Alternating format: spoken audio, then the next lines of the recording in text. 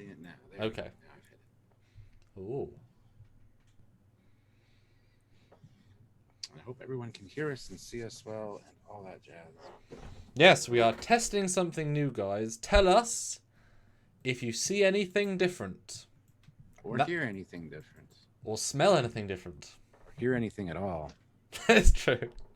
If you're hearing me laughing at nothing, then you know that's what I do all the time with Stuart's non-jokes.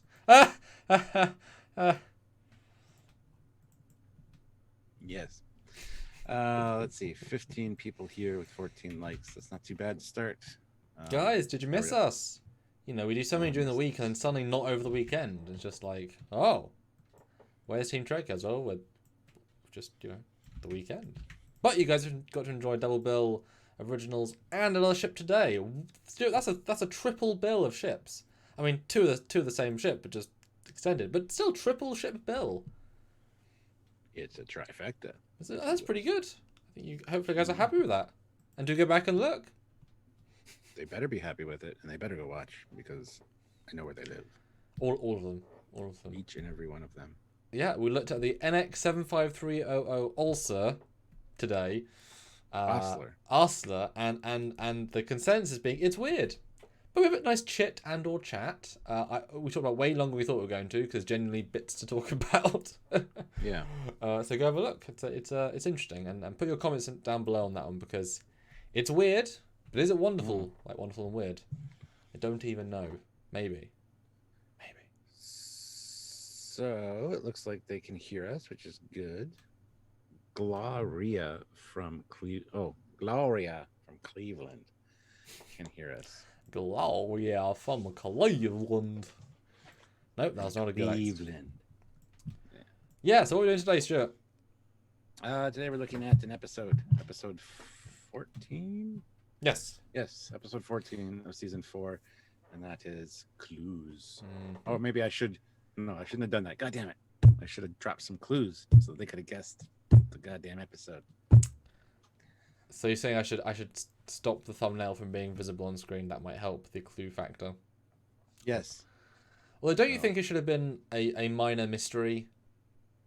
Like they say it like 9 times. That would have been a perfect name for this episode.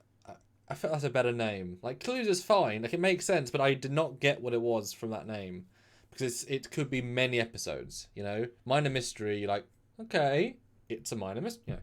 They say it so many times, too many times probably. Absolutely, yeah, that would have been a perfect name for this episode. I never really considered that, but yes, They do say clues right at the start, so I mean it is, there's that was it roll credits. They've named the episode or the movie. Oh yeah. Yeah. But Stuart, I will start sharing away, and hopefully you guys are going to jump in and have a watch with us as we make the content. You get to watch, we have to talk. And we can't stop talking, otherwise there's dead air. No. Keep talking. Dead air is bad air. So good luck with that. I'll do this. Okay, well, bye, buddy. Here. Bye. We'll see you soon. 44 people watching with 26 likes, guys. Hit that like button if you haven't already. Hopefully, like I said, you guys can hear us both very well.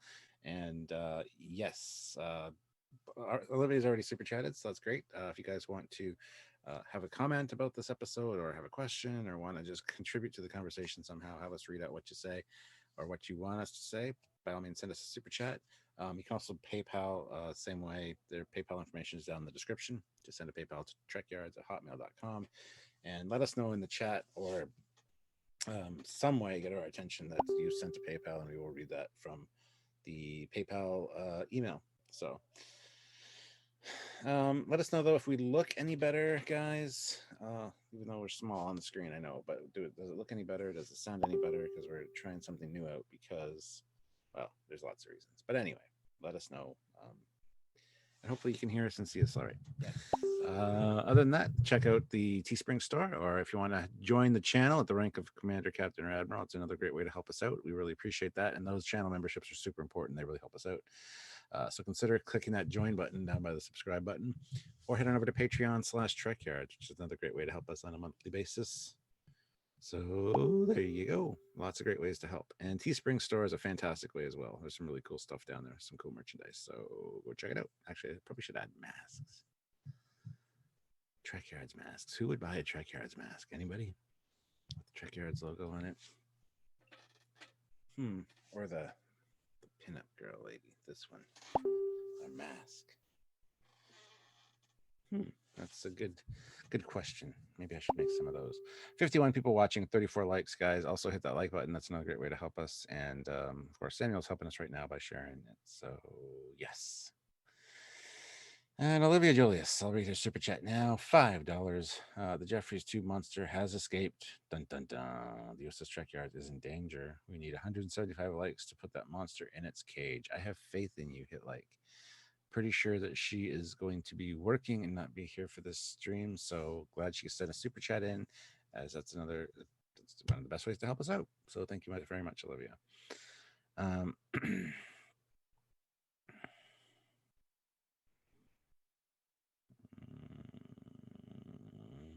Oh, Dan23 can't watch Lower Decks, so he has no clue what we're talking about with the Ostler. Oh, well, sorry to hear that, my friend. But dun, dun, dun, dun. All right. Anyway,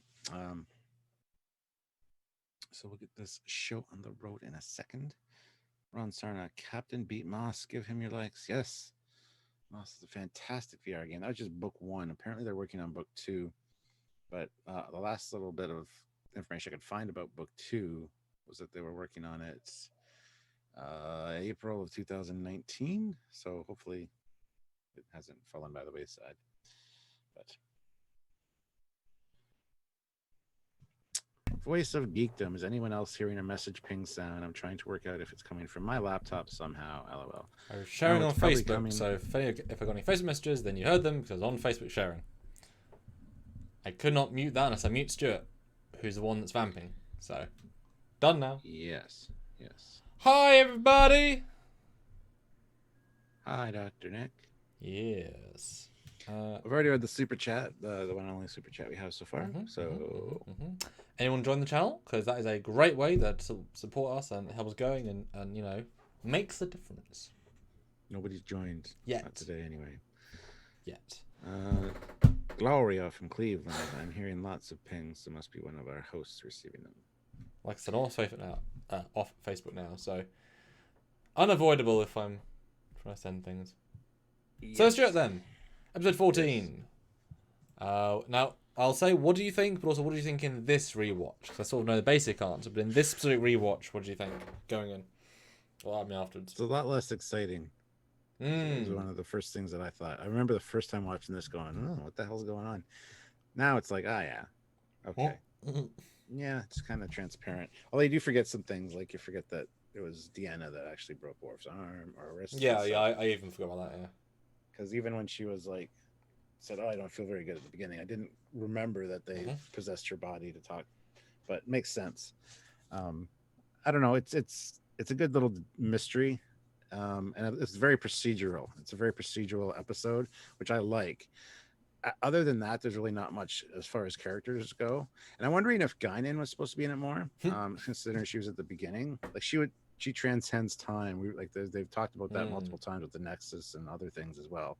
That's about the Olorians, how they can sense things like that. So I wonder if she was supposed to be in it more and it got cut because it was kind of odd to have her in the opening and then not for the rest. And that's so weird because I already forgot she was in the episode.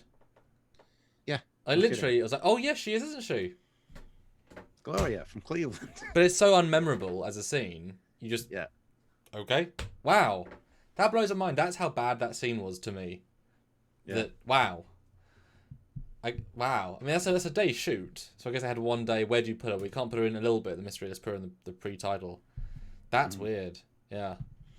Yeah, so it's very procedural. It's a cool way to see how they solve problems and handle things, but at the same time, I don't think there's much character development in this one. Well, there's character refinement. You get to see a lot of Picard being a captain in a very specific internal way. Yeah. He shows a lot of variance of emotion. Data as well. You see him deal with something he's never dealt with before. You see everyone's tension with Data, which you've never seen before. So it's good in that you see a different shade to everybody, except Troy and Worf and Beverly. And we learned that the shields can reshape, and that's really cool. That's something that we never really saw visualized before this, so that was neat. So you're saying this, cause you came in last time saying my favorite episodes, which is something you say a lot, so it doesn't necessarily mean as much as it used to. But did it not hold up to what you remembered this watch then? It did though. It did. Okay, good. I really appreciate the nature of it, like especially as somebody that hasn't seen it before, watching it with them. Yeah, I love that because it's that first time reaction thing. But I wish I could unwatch it so I could watch it again for the first time, because I remember that was quite what the hell is going on. It's definitely you can only watch it twice to really enjoy it. The first time is the best way. The second way for pure like what can I see around it, because it's a totally different watch second time round, but it's much slower. The tension of the first watch is gone, so what you're left with is what really is the situation, which isn't as tension filled. So you did enjoy it as much, just in a different way, is what you're saying? Yes. it's just that rewatch. Rewatch vibe, and I watched it twice, as I tend to do for these, just to make sure. And it seems very short in retrospect. Okay. I remember first time watching it, it seemed longer. But then when you know what's coming up, and you know it's how it all kind of snowballs, you're kind of like, that felt like a 20-minute long episode. What the hell? There's not a lot there to hold your interest, I guess, once you know the solution. Which is all. I mean, you could probably argue it's similar to a lot of whodunits. Yeah. Which this is a meta. It's a meta story of is a real Dixon Hill. He's playing Dixon Hill, but real life. He's getting to be his alter ego in the real world, and he's definitely acting slightly, like that a little bit. But once you know who done it, I mean, you can never watch it the same way again. And especially with a limited format, so 40 minutes, there's only so many clues you can give, because it needs to not be obvious. It's a very hard thing to write who done it. And this episode, you kind of notice Data really early on. It's not who done it. It's what the hell's happening. So it's not even a whodunit. I mean, I was actually surprised how quickly they were clocked on. Oh, Data's wrong. That was really quick in the episode. Something was off. So I appreciate the crew for that. They're very diligent in their. This isn't Data we know. So it's not so much he's acting with. He's just got an answer for everything. That it's like I was watching a Let's Play of a YouTube group that been watching for a decade. And the first round, it was that game where they're on a spaceship and there's a traitor and they're trying to destroy the ship and save the ship. And the first round, the English guy, Gavin, is the traitor. And he doesn't speak. Like, he's not very good at thinking on his feet to lie. He never has been. And so when he's the traitor, he doesn't say very much. The next round, he's an innocent and he's saying loads because he's just speaking his mind, saying whatever he wants. So the difference in vibe is radically different. Like, you can't hide what he is. It's just there's 6 people, so you don't know who it is. So Data doing anything different, it's like, well, he doesn't normally just throw out all the information like you know what I mean. It's like there's a way of people acting differently that they get that you just wouldn't act that way normally.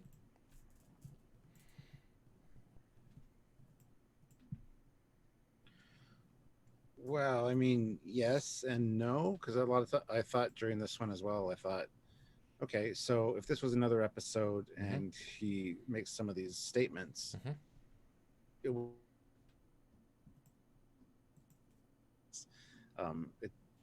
for Jordy to say, I'm surprised he even suggested it for that one hypothesis, was interesting to say the least. So, well, it says that it's like he's reaching for straws as opposed to a logical progression of ideas, like it. Which I agree, that was a very interesting little. Because I literally said out loud when he's giving that scene, this is Data bullshitting right now. Like, he's having to think on his feet. He has nothing. He's got to reach for, because he has to reach for something, and he's just bullshitting his way through the scene, which is great. You've never seen Data do that, and there is a distinct vibe difference. And I'll say Brent did an interesting job this week, because normally if Data's the one that's getting the lead, he's very hello, Geordie, and like he's very energetic and he's adds that really like flair to it. But in this week, he's really subdued. Like he's acting a lot in it, but he's very, very underdoing it. So it's a completely like Brent probably didn't have fun doing this one as compared to other ones, but you see a very different side of the performance. And boy, we've both met Brent a couple. I've met him a couple of times, and he's not at all like Data. It's really interesting to then go back to these other episodes and see him so in character. He is not at all like this, you know? The speech pattern, the nuances, like this is a real character he created, you know? Yeah. Like this one's a really like, this is not Brent. Brent would be laughing at everything in this episode. Especially the scene where he gets caught, sort of, and Picard's talking to him in his quarters, and he's just sitting there like doesn't have anything to say. It's like a kid that got caught lying and just doesn't know what to say. But it's also not that really well handled. It's a kid that got caught lying, whose mum has told him to lie, but it's the sister or the dad. Yeah, it's like the dad has told you to lie. The mum's grilling you. You're like, well, fucking family. Olivia Julius, though, another $5. Yes. Commander sounds and smells better. Captain smells like Cheetos. Hope that helps. That's pretty accurate. So. And Fleet Pause swept back $2. Thank you. Fleet Pause here. Please don't strip me to my wires. Oh. It's not up to us, though, is it really? But you got to think how unfair this was to Data too. Oh yeah. The whole. You can't tell anyone about this, not even Starfleet. Do you understand? Yes. So he would literally be court-martialed, go to the Daystrom Institute, be stripped down, and not be able to say anything about. So what you're saying is Bruce Maddox went to this planet first, concocted the plan to make Data be court-martialed, but with a reason to be sent to his institute to get deconstructed so that he could get him. Yep. Wow. So you're saying... What's his name again? Sorry, I said I just lost it. Maddox. You think Maddox was inside Troy? Ooh, that's dirty. No. How dare you?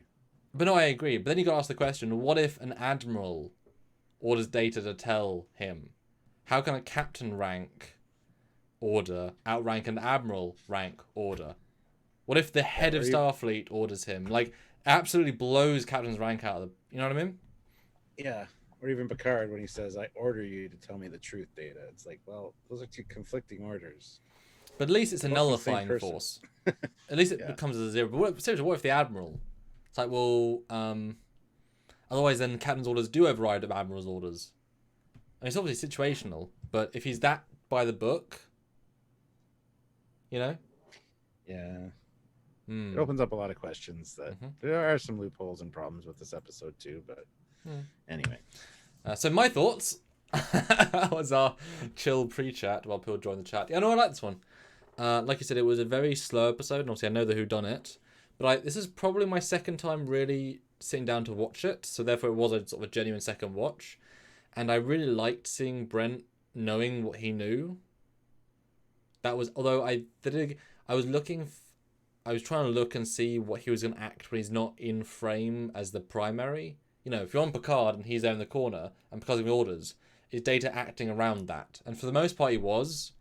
They mostly cut, you know, it wasn't handled the best, but didn't need to. It was handled normally. But it very much is, it's basically a 24th Century Dixon Hill episode, basically.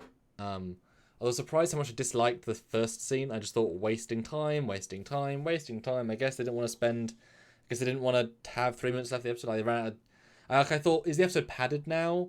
Like, is the episode actually a padded episode? So they threw this in at the beginning, it means nothing. Because it felt like that. I know it's sort of meant to mean something, but it was a pretty... Like, of all things you could have done, for me, that was piss poor. And the alien at the end, I know we're not meant to know anything about them, but I didn't quite buy the idea of, oh, we'll destroy you, now we'll give you a second chance. Hashtags all good. I didn't quite buy that. I guess they went back within 1 day, so if you know, it's not very long. And also, why wouldn't, you know, after the whole thing, why wouldn't they Data just say, oh, the wormhole knocked us out for 24 hours?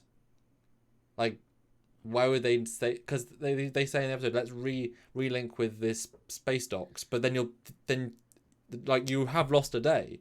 All those will be wrong. So you should say we did lose a day because we were in some sort of, we went forward a day because of wormhole shit. Why would you only say 30 seconds? That was the biggest problem that I had with it too. The whole 30-second thing, and then re-establishing communication to all the Federation time thingies that they have. They do the same thing at the end of Cause and Effect. Find out they've been in it for like a month or 3 months, whatever it was. But they would be off. Yeah. Like, so are they? Oh no! Off? Did Data reprogram all of the Federations just so that they would all be in sync? And then they have to do it again and the next day. I mean, Data could do that. So there's an admiral saying, right, meeting's on Tuesday. So it's Monday. No, it's Monday yesterday. No, it's Monday. What do you mean it's Monday? Well, every clock on the station says Monday. How did that happen? And I don't know. And the next day, sir, it's Monday. What do you mean it's Monday? Sir, even Starfleet Command says Monday. I went Monday 3 times, Ensign. I don't know. It's Monday again. So everyone... Real problem. So everyone has Groundhog Day, which means no one has Groundhog Day. So I thought, and especially the second time at the end, I was convinced because the scene plays out differently. I was expecting Dave to say, "So we've been out for 24 hours." Like that is one of those loose ends, or 48 hours is the correct context. I was waiting for a loose end. I was surprised it was the same thing. It's not a massive issue. Well. The other issue, we'll talk about this when we go through it, I guess, but the other issue is there are over 1,000 people on this ship. How can you guarantee all their silent? No one knows what's going on.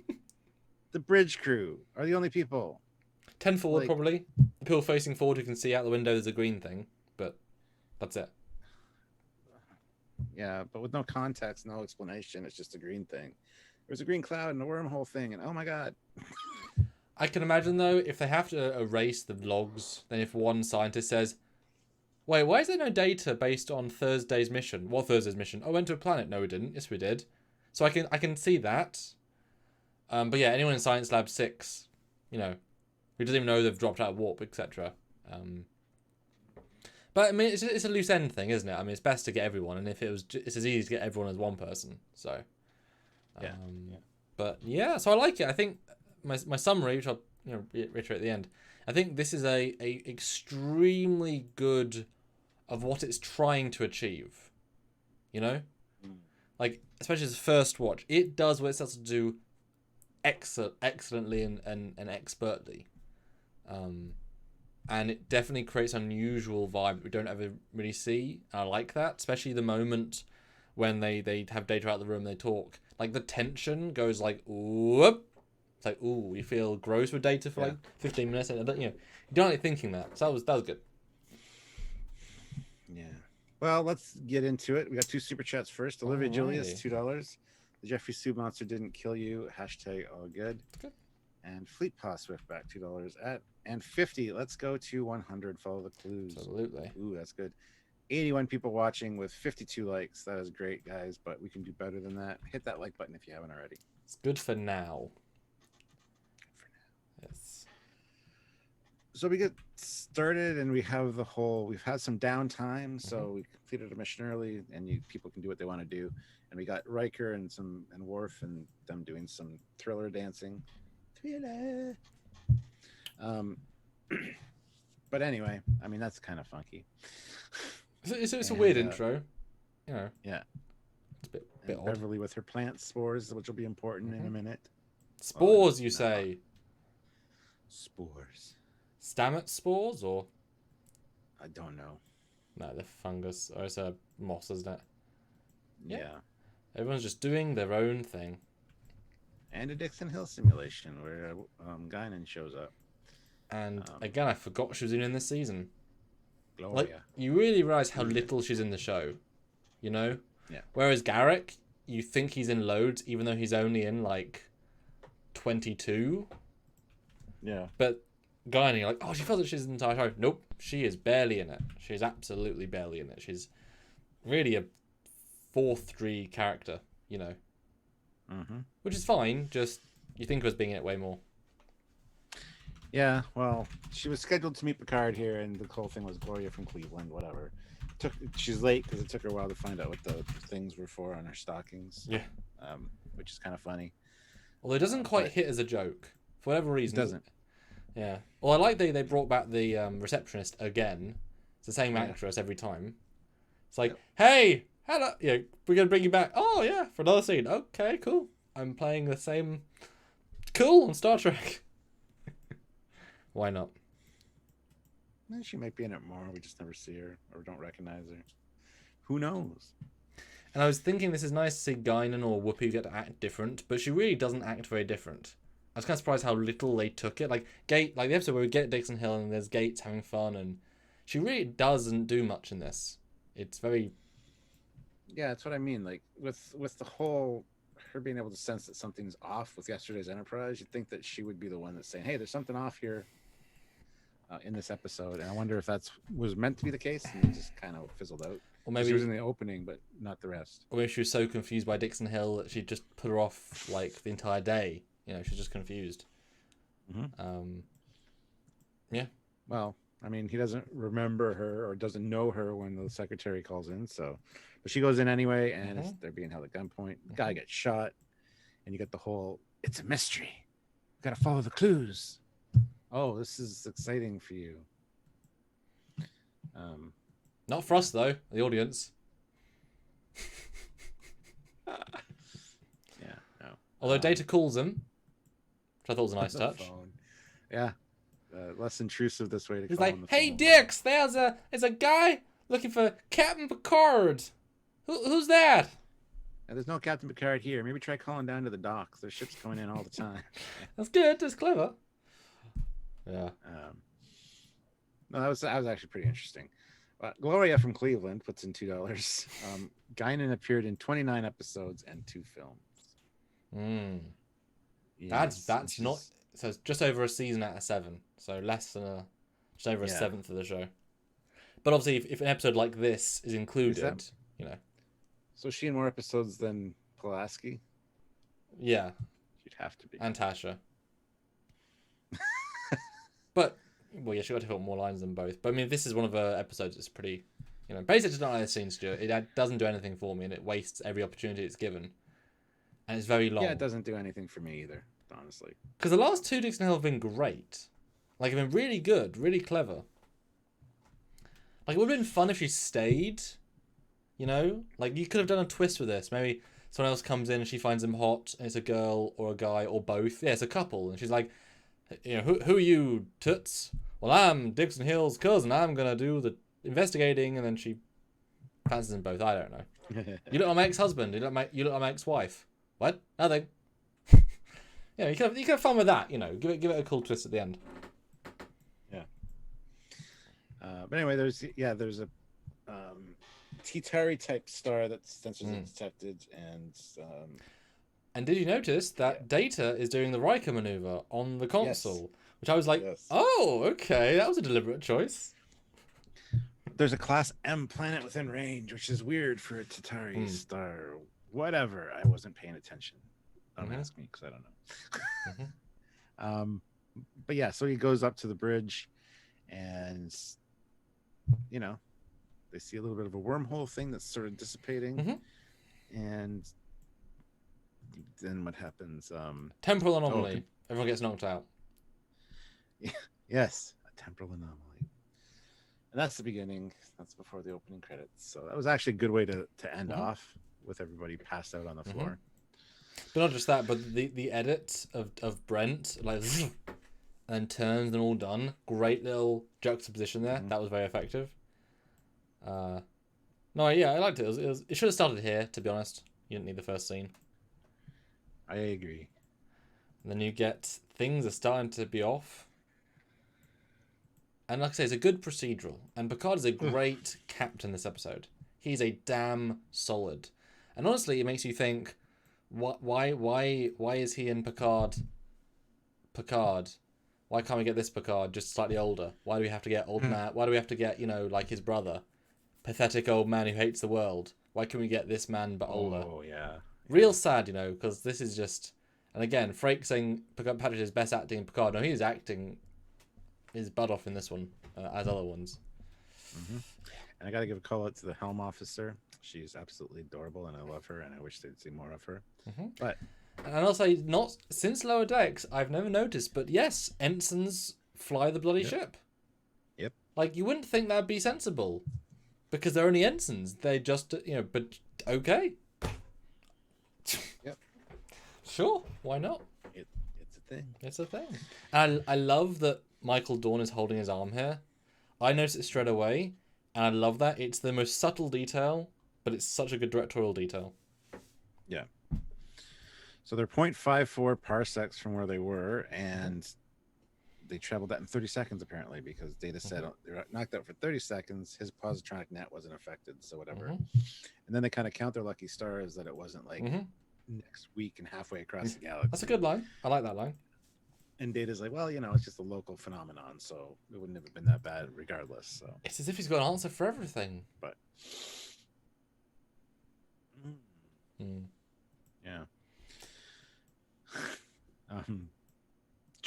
Beverly is getting scattered reports of injuries throughout the ship. She asks what happened, and she gets the rundown. 30 seconds, knocked out, and everybody on the bridge seems fine. Everything seems good, and all the reports are fine. The impulse engines, warp drive, check out the shields, weapons, all functional. So yay, the ship is in good shape. But the counselor's having a bit of an issue. I keep getting more annoyed as we go. Whenever she Marina's just like, I'm clearly uncomfortable. Are you okay, Deanna? Oh, I'm fine. It's like, you obviously don't ask that. Like, she's not fine. She clearly isn't fine. Remember, we've had an episode where, what is this? It's a headache. What's a headache? It's an old thing used to get. People don't get hurt. People don't feel pain anymore in the same way. It's just like, you should just say, Deanna. It's like more concern, Yeah. But she But shrugs it her off. response is, I'm feeling a bit unfocused. It'll pass. Yeah, anyway, then they talk about that anomalous M-class planet. Should they go back and investigate? It's a mystery. It's a minor mystery. It is a minor mystery. And Data says, well, the wormhole could be hazardous. I would suggest not, but maybe, and he actually suggests the probe. Very logical. And then you got the really cool shot of the probe launch, and you kind of see it thump, through the little slits on the side, and then get launched. I don't know if I caught all of those on the screen cap, but yeah, it was weird. It's good though. It is anyway good though. I mean, this is a good. You like the probe launches? They look good. Yeah, and it's good to use them. I mean, it makes a lot of sense. But in this version, they don't plot course anywhere else. They'll wait and see what happens. That's the big change later on. They kind of convince them, it's not worth it, we'll move on. Although, to be fair, no, not to be fair, because they have a mission to do after this, but if they think 30 seconds have passed either time, then that wouldn't make any difference. But then because even Picard says in a second, because Data offers a suggestion, the M-class planet could have been a reflection from a nearby system. It'll take us 6 days to investigate all the nearby systems for a similar class M planet. And Picard's like, no, we don't have the time.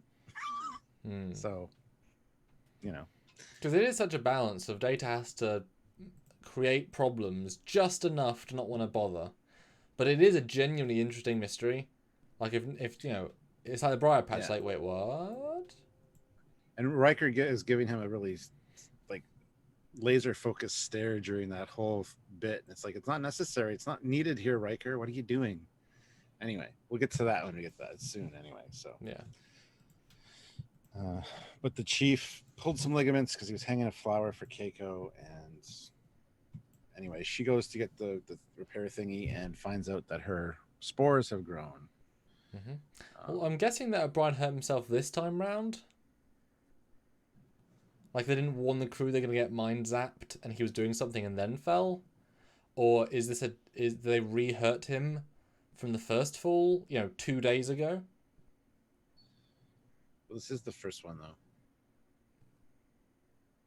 Yes, that's what I mean. They've already had a day.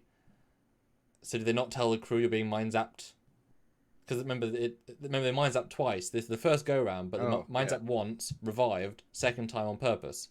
When did he hurt himself? If it's been a day, do they re-break it or re-hurt his arm?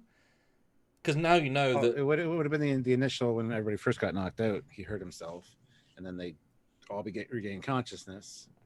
just think he's just not healed enough. Probably. But she can heal. She'll wave a light over it. She'll be fine. Yeah. Because that's what I mean. I was thinking about Worf's thing. I'm thinking, well, how did, you know? But right, it's just an excuse to have a minute because he's on set, I guess. And yes, to see the growths. Yeah, her cotton candy spores have become cotton candy. And we get the first prime timeline Nurse Agawa. Last time we got her, the first time we got her was Alternate Universe. Now she's formally crossed in from a Romulan delusion of a boy's delusion into the real world. So congratulations, you're now real. And they only use their first name. So I'm just like, is that Agawa? It is Agawa! But you're calling her not Agawa. Cool. She likes her staff more than second surnames. There she is. Good for her. She said she wouldn't mess with the experiments. No, so she hasn't touched no, anything. Doctor, of course I wouldn't. Although, what's up with Gates' wig in this episode? Her hair is really weird. I don't like it. Very like, you know? Something happened to the wig. Because apparently she wore a wig most of the seasons, which I find confusing. Yeah. It's like, doesn't look very good. Yeah. But then we get the approaching the system, and you get the planet on screens. Mm-hmm. On screen, it's a hydrogen helium composition with a frozen helium core. So it's not an M-class planet at all. Like, totally different. Yeah, and Riker's like, wait a minute. Didn't your readings indicate a Class M planet before we passed through the wormhole? And then you get the whole, it's possible that the sensors reflected a ship that was, or a planet that was in this system nearby. Which is interesting. I mean... And Picard's like, well, make sure that the wormhole didn't damage the sensors, running diagnostic on them. And here's where, I think so. Oh yeah, Riker's pointing out, it's kind of weird that it would point out such a specific misreading of a planet with faulty sensors. Because most planets aren't Class M. Like, most things aren't. That's a rare planet to find. Yeah. And then Data overhears him, and this is where he mentioned something on the other side of a wormhole, so something in a nearby star system. And he says we could investigate. It would require approximately 6 days. Yeah. And that's when Picard's like, no, we don't have the time for that. We've encountered a minor mystery. Yep. And one that's been solved to my satisfaction. And the whole time he's saying this, Riker is just glaring at Data, like, quite a bit. He's like, why aren't you on my side here? Come on, this is a cool thing. Let's go do it. And Data's like, nah. It's out of character. Not doing it. Always, I mean, you get a lot of sense in this episode that Riker's gut is fully at work here. He just doesn't quite get in the screen time to show his gut. He's like, Data seems like a weird reason. He'd be more logical than that, etc., etc. Yeah. But it also shows how much they rely on Data's analysis blindly most of the time, you know? Yes, absolutely. Because they're just like, oh, okay, great, you said this, great, let's go. Which is fine most of the time, but you do get a sense of they really rely on him to do things in this episode. Yeah. Then we get Beverly coming in with her minor mystery. And this is where it's like, well, that's a recurring phrase. It's a stupid edit, but I like it. The way it plays, I like it. It does work for me. But her Diomedian Scarlet Moss has grown a little bit more than 30 seconds worth. I like how Picard's saying, well done. I mean, you did a really good job there. You really cultivated it well. Yeah, it was in there for 30 seconds. So like, oh, you did none of the work, Beverly. Maybe you got a mutant patch. She's like, well, I've got like dozens of them from different sample areas down in the lab, and they're all the same. So, yeah. But yeah, a little bit of a problem here, and in a normal episode, you wouldn't think this would be a thing. Like, it'd be like, okay, well, a lot of weird stuff happens in space with anomalies and wormholes. Yeah, a wormhole happened. Yeah, it aged a certain part of the ship and not the another part. Like, that's something that would be there are episodes that do that.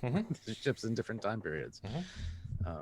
But anyway, what I like about this scene in particular is that this is for me, a self-referential scene in that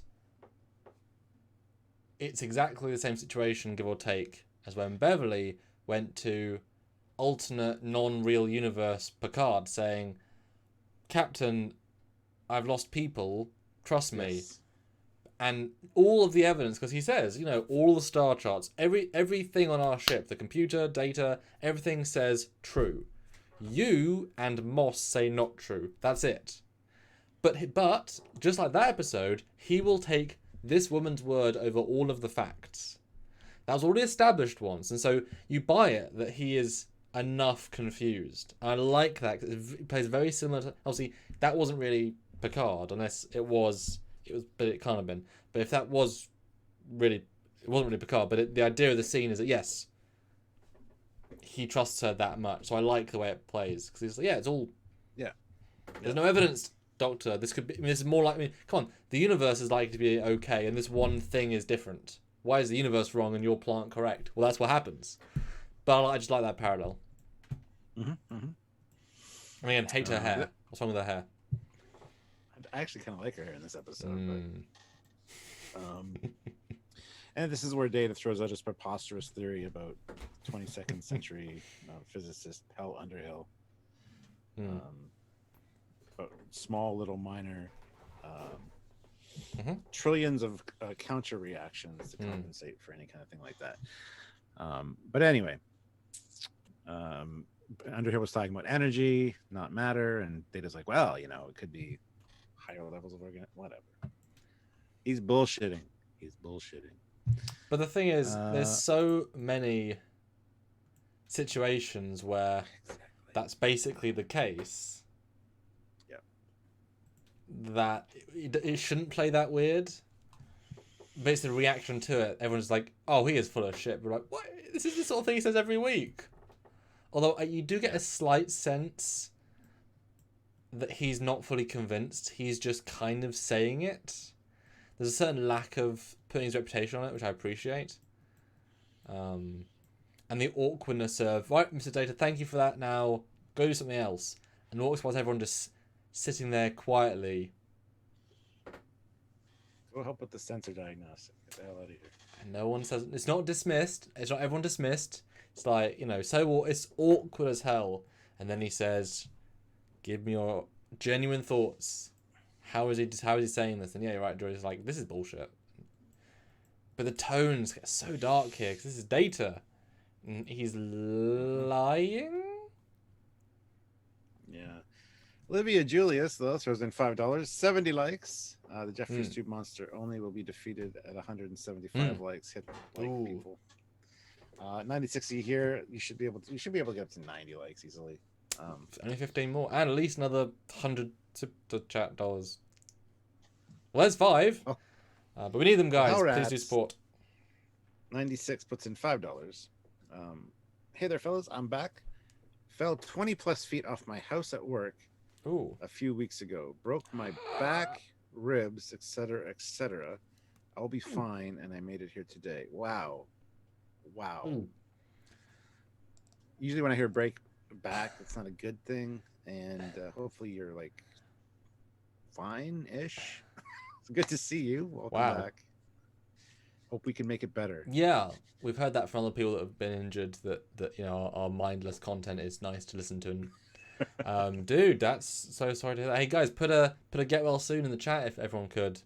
Hopefully you can get some physiotherapy and can get back to everything fine. Damn, get well soon. And don't fall off roofs. Or any surfaces. TNG 2K7, $5. Data is the Moriarty of this episode, LOL. Well, yeah. The thing is, he doesn't play it menacing enough because he obviously shouldn't. Yeah. But then there's certainly a difference where he's not infected by an alien, which is what normally happens. Where that changes, he's real Data, following orders, trying to cheat every situation. That's why it's interesting. But which is definitely better than if it had been a alien infected him. We've seen that how many times? So it's different. It's not as exciting as it could be, but it is a different way of playing the situation. Yeah. Well, here's the conversation about, I've never known Data to lie, but here we are. With what happened today, who knows what could have happened. And Jordy's like, if we were out for a whole day, then why didn't our beards grow? Whoa, dude. I mean, until you said that, I didn't even think about that, but it's like, it's true. But then I assumed they all just shaved while they weren't passed out. I could go a week and not realize that week's gone by because the way this grows is kind of sad. Now, Worf is like a one day. But that does tell you that these officers actually have to shave. I know we see Joy do it later, but this is maintenance. Like, people still deal with facial hair in the future. So when you see clean shaven officers, like that's them being clean and well kept. So I always, you know, given how bad my skin is, obviously it looks okay on this camera, but in real life with the whatever, like how actors have fucking good skin who don't have spots and they have to shave before every shoot, and it's like, because you expect them to be the exact same clean shaven look every set, every take, long day, small day. Or I did watch a film recently, or a TV show where the last scene was absolutely, there was more stubble than it should have been, because obviously it was like the last thing to film that day and they weren't going to shave for the last take, etc. But that takes serious commitment to like. But I'm wondering, is that them shaving their trailer, or is that the hair and makeup person shaving them like a really good razor? That's a good question. Don't know. Because it's got to be perfect, doesn't it? Yeah. You know? So the conclusion is kind of made here that Data could have been affected by this wormhole, just, you know, and thinks he's telling the truth, but there's something off with him. So I like that they don't assume that she's just covering something up. Yes. And that's the first thought I would go to as well. And under any other regular episode or any other day, you'd be like, yeah, it's fine. And happy to report, Hellrat says, yep, doing good, already walking. Thanks, everyone. Well done. That is a big deal. That is awesome. So well done. That's very impressive. Yeah. Oh yeah, then the awkward... Jordy says I can check the ship's chronometer for any signs of tampering. Oh yeah. And find out how much time has actually passed. But they never check with the station or Earth. Right? I know. That was a weird omission. It really was. Bothers me. Yeah. Because even if the chronometer on the ship's been changed, it won't link up with anything else. And it's like, what the... Like, how are you going to explain that? Because I would be more than fine for them to say, we checked with Starfleet and we asked for 1 day off, but that is because of the wormhole. It time displaced us in the local time. So but for us, not 1 day. Our time was 30 seconds, but outside was 24 hours. Yeah, yes. Which would explain why they have to reset the clock.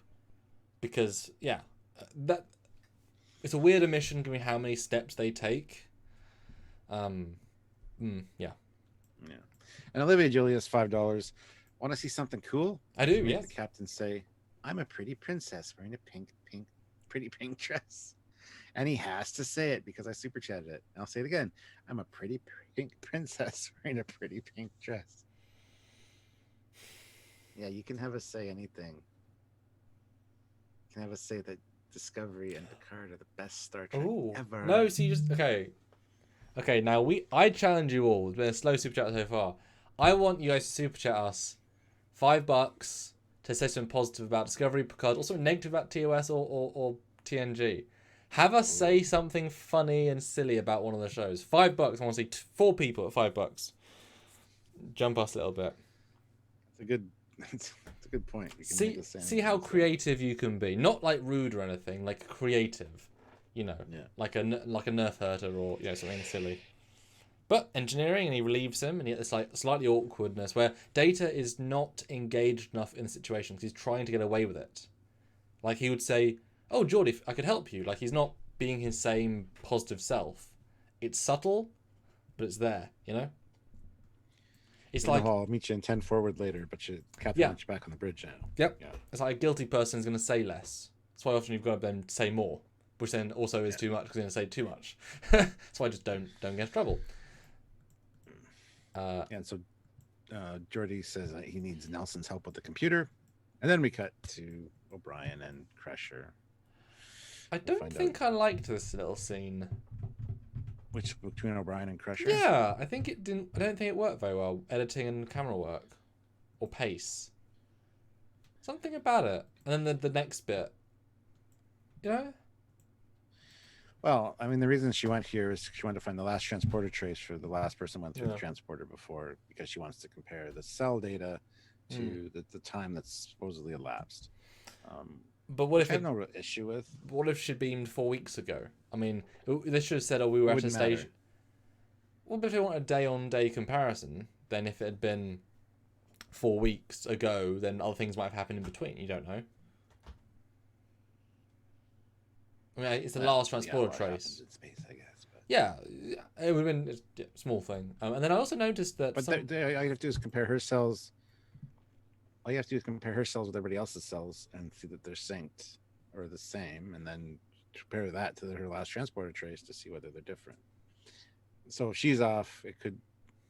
I don't know. Trying to see what I mean. It doesn't quite work in the same way. If she'd said she beamed yesterday, then we've got a transporter signal trace of her 1 day ago. Let's compare, and then you'd have the exact. Something that says about. I was also confused. She's wearing what appears to be a late TNG, like a new one, but it's got a weird. Well, I guess they do have a line, but she's a bit character with one half a line. Why is she wearing not a reuse of a season 1? Like, do they have to tailor make her a new uniform? Because I guess maybe they're phasing in real uniforms for people, but on the bridge at the start they're wearing in season 1. It just sounded to me as like maybe they've made her a real one. I don't know. Fleet Paw Swiftback though throws in $5. I'm Captain Foley, and I live Michael Burnham. I think it's supposed to say hey, I love, but he's paid for verbatim. Exactly, I'm going to say it exactly how it's. And I live Michael Burnham. She's the best Starfleet officer ever. Will Riker is a shoddy XO, and the Enterprise D is a crap ship. Better than a crap shoot, I guess. See, so that is the power you guys have to say something. But I will read it exactly how it's put. So spelling errors and all. 3 more, guys. I wanted 3 more. Make Stuart say. Make Stuart say. And also, didn't you find it strange that... That's just me. You can make him say it. I'll make him read it. If you call out Commander Clock and says, sure, but it's funny that he has to say it, because then there is no choice. Like, he has to say it. And wasn't it weird how this woman, this extra, didn't even say, what's this for, Doctor? Like, I would be concerned if I was pulled in, scanned, not meant... Like, I'd be a little bit concerned. I have a right to ask why. You know? And it's a very small detail, but it feels very unnatural. It might have happened off screen, like... Yeah. Just feels a little bit weird. I want to make sure there's no abnormal effects from the wormhole. We're just... Oh, don't worry. You're not dying. Don't worry. What? Nothing. Yeah, trust me. Yeah, you're not dying. Have a seat up here. Well, you're fine. It's fine. Oh, but what isn't... the rest of the day off. But what isn't fine is that Gates is entirely dubbed in this walk and talk. And considering there's a lot of dialogue, and it's all in her face... The audio's bad, but she does a really good job lip syncing herself. But that is a long dub she had to do. I don't know if you heard that. That. Yeah. No. Fleet Paw Swiftback, $2. Spoiler alert, OJ is the Jeffries Tube monster. And Jay Donaldson, $5. Cap, say, I don't think there's ever been a better fleshed out character than Ariam. Her death and memorial was more moving to me than even Spock's. Yes. I knew him and I loved him, and to love him was to know him. Or Ariam. And of all the souls I've encountered in my travels, hers was the most cyborgy. That's where I was going. Yeah. Tenchi 2K7, $5. I'm Captain Foley, and this is the best YouTube channel on the Citadel. That's a great joke. Did you go to the basement? Yes. Sounds like you're in the basement. I was retooling the plasma conduits. No, that's good. That is a great Mass Effect reference, and I know. Although actually, there's a rumor that there's a Mass Effect remastered coming out at some point. So we'll have you whenever we'll see each other. We'll play Mass Effect remastered. We'll re-experience the story. You'll see it for the first time, and we'll have fun because I really want to. Yeah, and I might even have to get you here for that. Because I'll have a really powerful PC, 4K too. Yeah, we'll do Indiegogo to get you to fly here, so we can watch us both play a video game together on a big screen. And that's Indiegogo done right. Yes, that's how it's meant to be used. But that'll be a lot of fun. Stuart, you will have fun with that storyline. Tenchi 2K7, $5. You already read that one. Yeah. Olivia Julius, $5. Samuel says. But who's Samuel? Does that count? Oh, she spelled it wrong. Samuel. I'll have to read it. Samuel says Burnham is the best captain than Foley ever will be. Burnham. Okay, Samuel says Burnham is a better captain than Foley ever will be. There we go. But I'll say it verbatim. We're honourable people. But Burnham seriously is better. It's a better captain than Foley will ever be, and she's not even a captain, and that says something. She's a better captain than a fully commissioned. Not really a captain either. Fleet Pass Swiftback $5. Me I'm again. cocky. Okay. I know, but I want to read it. Okay, so you're getting two. Serena is the best designed hero ship ever. It's even more capable and innovative than the Defiant and Voyager. There you go. Now you have to read it. But I am Commander Coggins, and the Less Serena is the best designed hero ship. It's even more capable and innovative than the Defiant and Voyager combined. I had a bit of extra for you. And Ginkgo Yoki puts in $5. You should just do a live of making us say things. Well, that's good. That gets dangerous Foley. very quickly, Stuart. Guys, be nice as you are being nice. But it's sound clip time, guys. Captain Foley say the difference between the correct word and almost the correct word is the difference between wise man and wise guy. Yeah, absolutely. I love that quote. That's a good quote. What is that from? Where did this come from? I don't know where that's from, but that's a great quote. I thought it was going to make fun of you for being a Nazi. For not a real Nazi. It's a grammar Nazi. Big difference between a wise man and a wise guy. I like that. Cool. Luke Celeste. That's why grammar and spelling is important, people. Don't get me started. Luke Celeste, $5. For the captain to say, the Enterprise is the garbage scow of the Federation. I mean, it should be hauled away as garbage. As garbage. Which one, though? He didn't specify which Enterprise. So, yeah, the NX, not my favorite. It can go. Well, J. the H. Sorry, Doug. The H is always... No, we don't want the H. Yeah. And Olivia Julius, $2. I started something and I'm sorry. Don't be sorry. I mean, that's the power you have for super chats, all of you guys. You can. Anyway, 104 people watching and 83 likes. We can get 100 likes easily. Hit that like button, guys. And Jay Donaldson says, Olivia, you're sorry for getting a big super chat train going. Nah, don't be. Well said. Thanks, guys. That raises us up a good chunk. But if you want to say anything else, a few more would be good. See, it's like Cameo. You pay people money on Cameo to say happy birthday or hi to a certain person. You can do that here. And you cut out that little clip from our live and be like, look, Captain Foley said happy birthday to you. And they're like, the fuck is Captain Foley? Happy birthday. Football. There we go. Yes. Anyway, she says that she says to Picard that her cell function levels are out of sync with the 30-second thing, and more like 24 hours has passed. So there you go. Pretty simple. But yeah, I didn't notice it was all ADR or dubbed. I didn't notice. Like I said, it's just the sound levels are wrong. But considering it's a really good dub in terms of lip syncing. And I think she looks really good there. I think her hair looks good there. Sorry, I do think her hair looks good in this episode. My bad. You do you, boo. You do you. Anyway, we got bad news and good news. Oh. The good news is that we were right, and the computer's chronometer bleh, has a special program to prevent tampering, and it looks like it's disabled, and a new program was put in its place. Someone reset the clock. Well, if that's the good news, what's the bad news?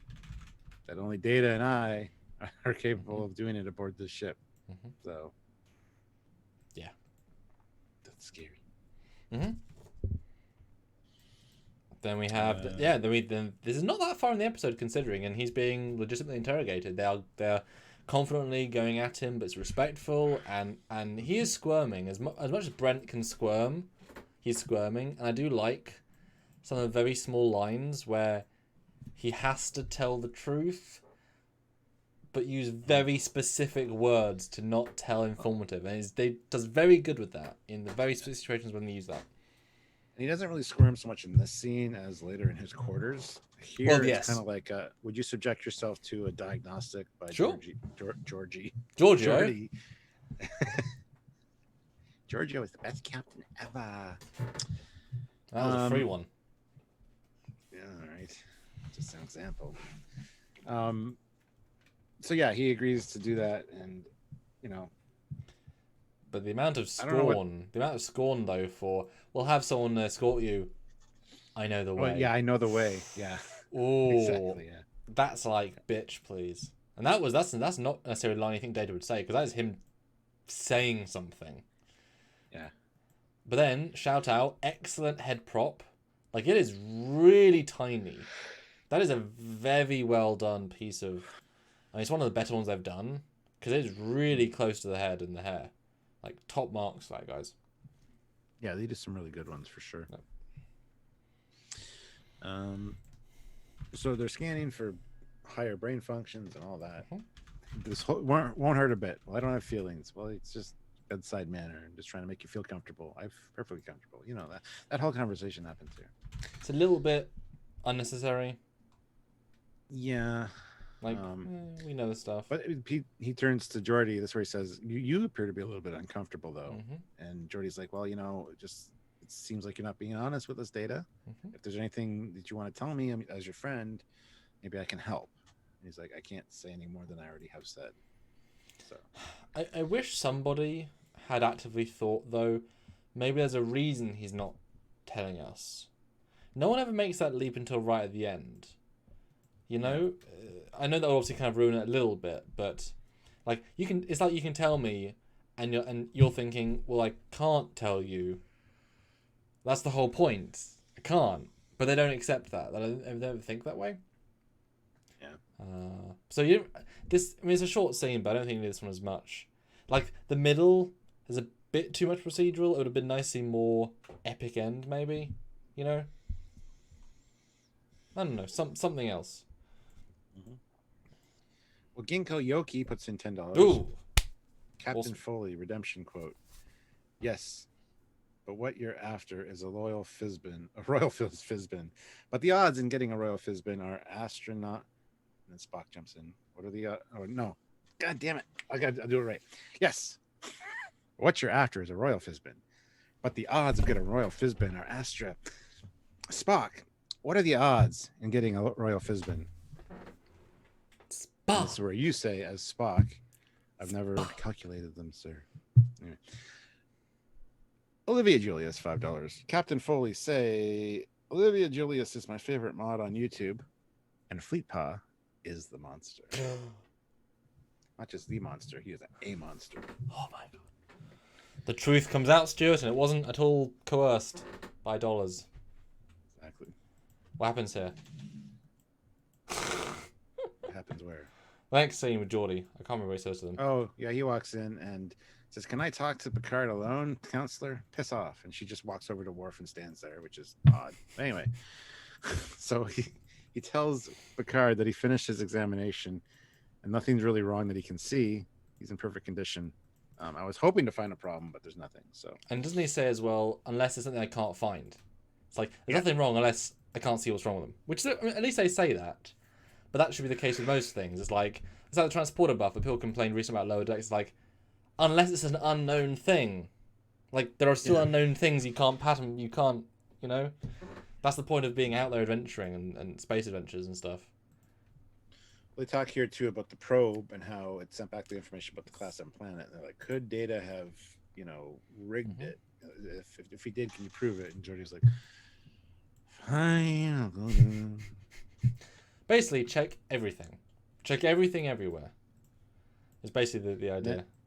And then the counselor, oh, Dan, are you all right? Just a moment. Yes, I'm fine. Yeah, that was that was awkward, this little bit. I suddenly became dizzy. I think I'll go to my quarters. And Picard's like, well, maybe you should go to sickbay, considering, everything that's going on. Nope, I'm all right. Okay, well, Worf, take her to her quarters. Like, I'd say no. You're going to sickbay. Worf, take her to her quarters. Yes. Even Worf later with his wrist is like, I don't really want to be here, but the captain said to report anything weird. So, like, the captain should have been sending her down to sickbay. Yep. Sorry. Well, maybe they don't like Gates' hair either, so they're avoiding sickbay like the plague. I like her hair. No, I agree absolutely. But I like him kind of almost trying to overrule her. It's like, come on, girl, come on. Which is a common thing that they don't want to say. I mean, it's space, you heal, whatever. But yeah, it's a weird one. And yeah, there's an awkward way of her like almost fainting, etc. And then the next thing, all I thought was as she goes into the room. Ah! Wow, Olivia soundproofing's Julius. a bit shit, isn't it? Like these are like, can you just hear people? So when Riker's doing his trombone, all you hear from the outside is it's like, oh my god, he keeps doing it. You know, That's not what I would be worried about hearing. Because you got to think where her bathroom is right by her bed, and if you could hear a scream in the corridor from there, oh my god, I wouldn't want to walk through the hallways of the Enterprise D if that's the soundproofing they have. I'm sorry. Because I think in the future it'd be a lot better. I know it's there for a point, but it does play a bit stupid. Like really, like these are bulkheads, and there is a joke obviously in Insurrection where the door closes. There's Mambo music and it stops. That's it's Troy. Yeah. It's a whole joke about that. Yeah. Although we don't. And last note before you super chat, you get Worf failing to open the door pretty much because you can do your own authentication code to access it as being chief of security. You have to call security to unlock it. Like that's the thing you can do. Just haven't invented it yet. So I was like, that's really awkward because you literally have the authorization to do this. Boop boop, computer, do it. It takes seconds. Well, even the doctor, and most of the officers can do this. Just unlock any door they want to. Screw override. That's the point. And before we get to the super chat, Olivia, hold on a second. I'm just going to finish out this scene. Oh, turning! You dirty boy. Sorry.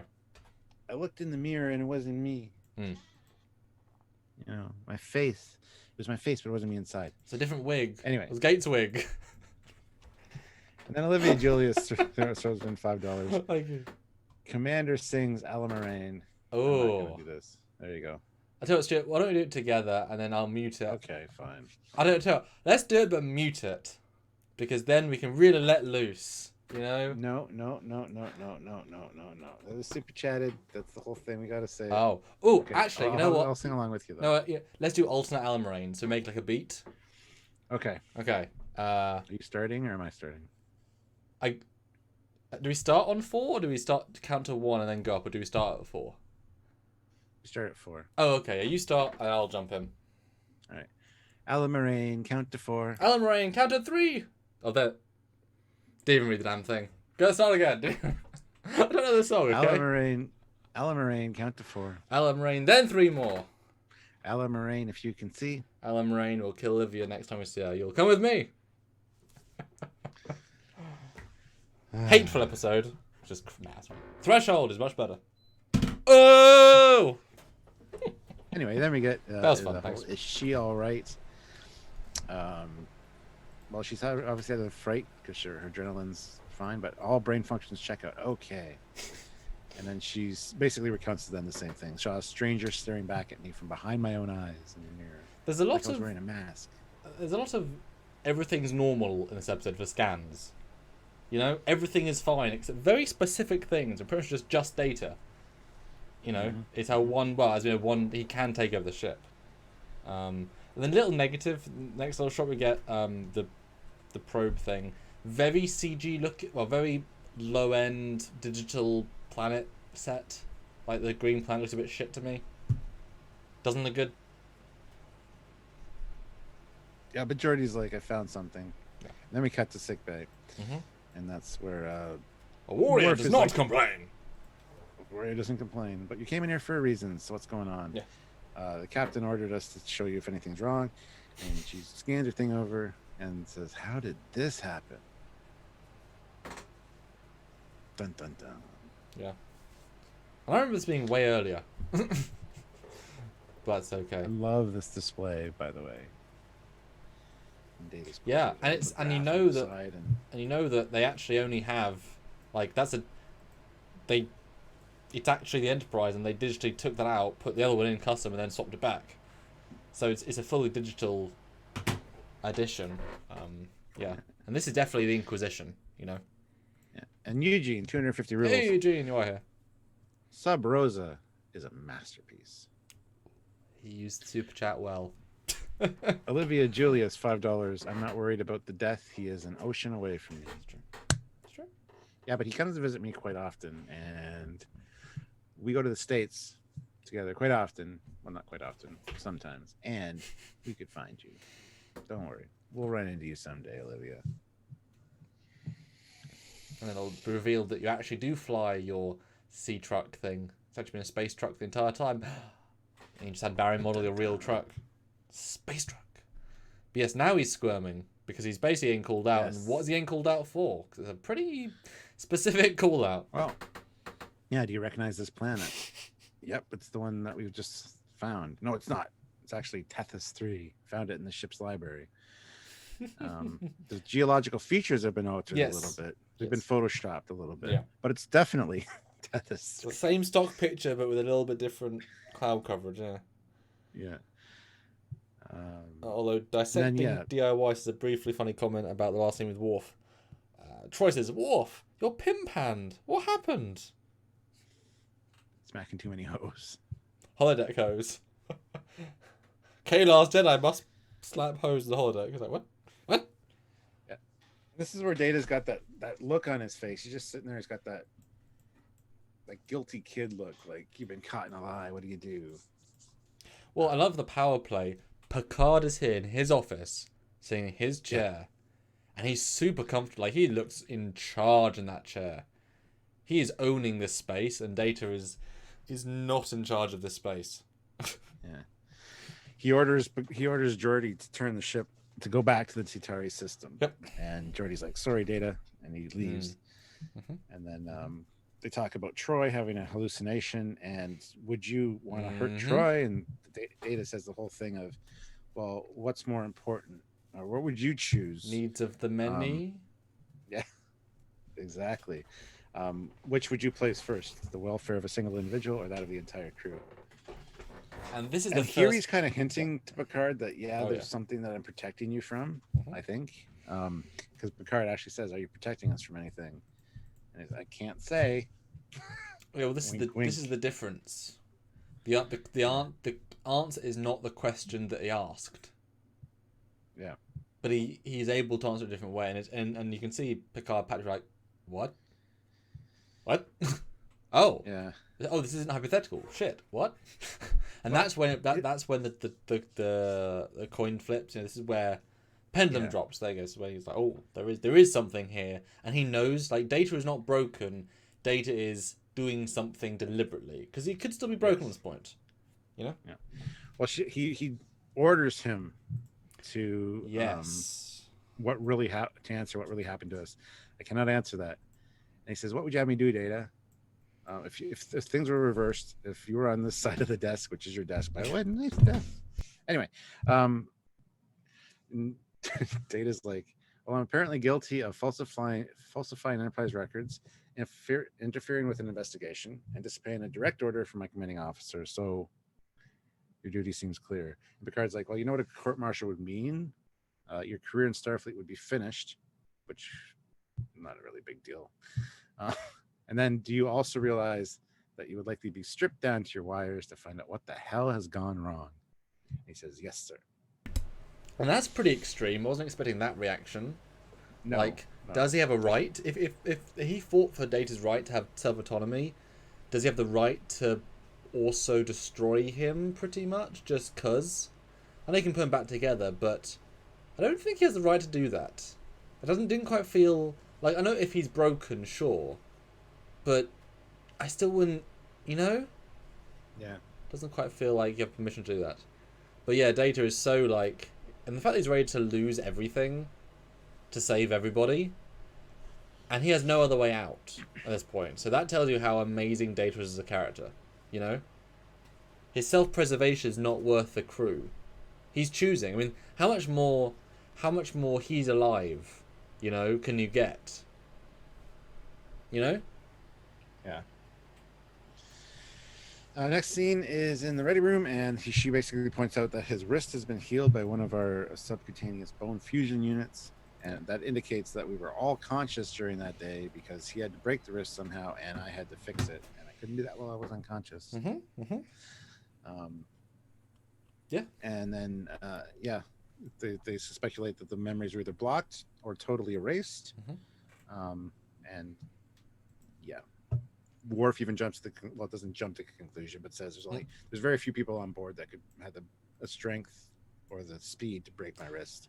Data's one of them. And that was funny because you're like, okay, Data's going to break his wrist. Nope. Yeah.